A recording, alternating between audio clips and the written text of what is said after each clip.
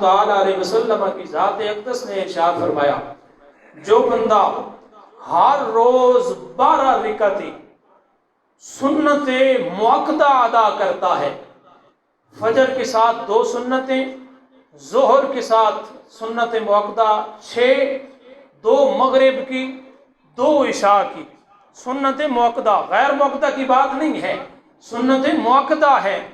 کریم آقا نے ارشاد فرمایا، جو بندہ ہر روز یہ 12 رکعتیں سنت مؤکدہ وہ عطا کر لیتا ہے، ادا کرتا ہے، ان کو چھوڑتا نہیں ہے، یا رسول اللہ اس کو کیا اجر ملے گا؟ کریم آقا نے ارشاد فرمایا، بنی لہو بہن بیت فی الجنہ، جو بندہ روزانہ 12 سنتیں یہ مؤکدہ ادا کر لیتا ہے، اللہ کی ذات اس بندے کے لیے جنت میں ایک گھر بنا دیتا ہے۔ ہم نے صاحب فرائض بھی چھوڑ دیے ہیں، فرائض اور سنت مؤکدہ۔ جمعے والا دن آپ حال دیکھتے ہیں ہمارا، ہم لوگ کیا کرتے ہیں، اللہ ماشاءاللہ ہو سکتا ہے گھر جا کے پڑھتے ہوں، لیکن فرائض بمشکل سے ہم نے مسجد کے اندر ادا کیے، گھروں کی طرف دوڑ لگا دی۔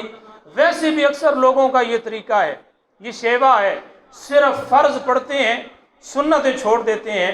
کریم آقا نے ارشاد فرمایا، جو باقاعدگی کے ساتھ سنت مؤکدہ ادا کرتا ہے، اللہ کی ذات اس کے بدلے میں اسے جنت کے اندر گھر عطا فرما دیتا ہے۔ اور جو سنت مؤکدہ یا سنتوں کو چھوڑ دیتا ہے، اس کے لیے بڑی وعید ہے۔